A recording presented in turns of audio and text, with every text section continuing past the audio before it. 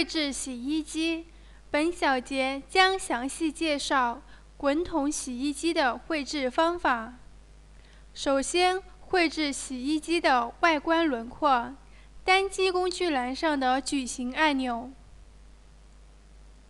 绘制一个尺寸为500乘以800的矩形。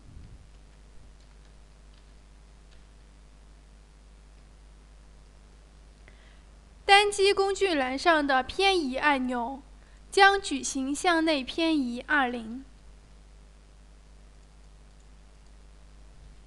单击工具栏上的直线按钮，绘制顶部操作面板轮廓和底部造型轮廓。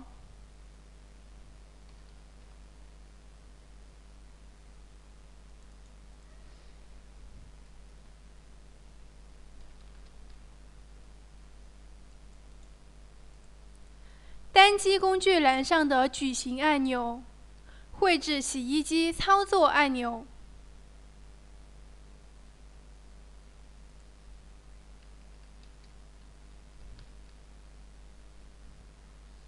选择修改阵列命令，打开阵列对话框，设置方式为矩形阵列，设置行数为1，列数为7，列偏移为37。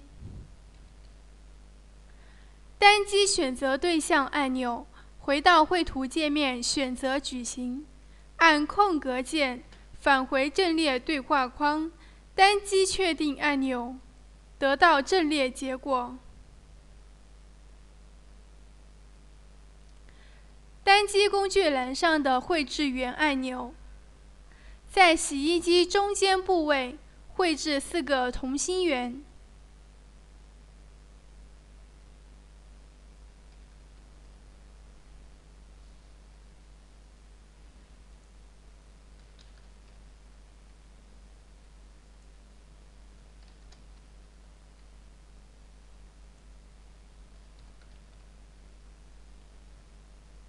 形成洗衣机滚筒图形，洗衣机造型绘制完成。